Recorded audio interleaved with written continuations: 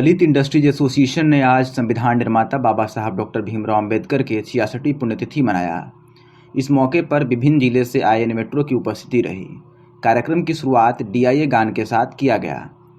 उसके बाद बाबा साहब के प्रतिमा पर माल्यार्पण की गई।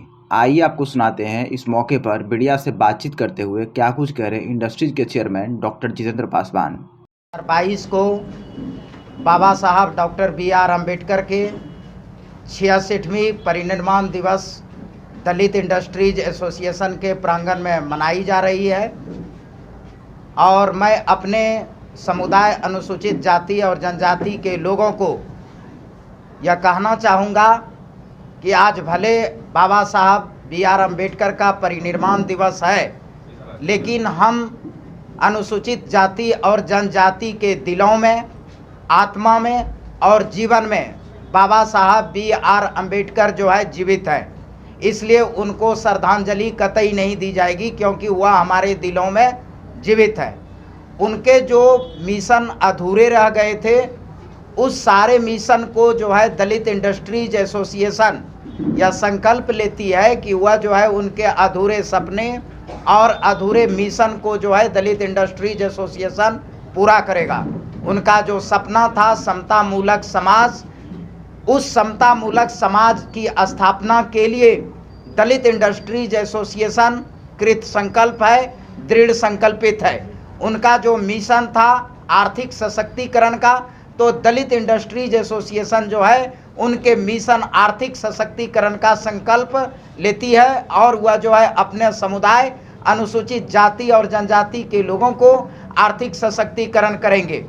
देश में अनुसूचित जाति और जनजातियों के लिए एक षड्यंत्र रची जा रही है।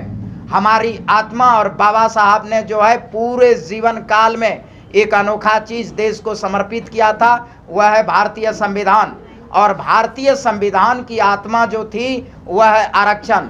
लेकिन जो हमारे लोगों से, वंचितों से और शोषितों से घृणा करते हैं, वह अपनी जो है मनसूबे पर कायम रहने के लिए हमारे आरक्षण से छेड़छाड़ कर दी गई। हमारा जो 16% आरक्षण आ करके उन लोगों ने, यानी अनुसूचित जातियों से ज़्यादा आरक्षण जो है आज के तिथि में अत्यंत पिछड़ी जातियों को और पिछड़ी जातियों को दे दिया।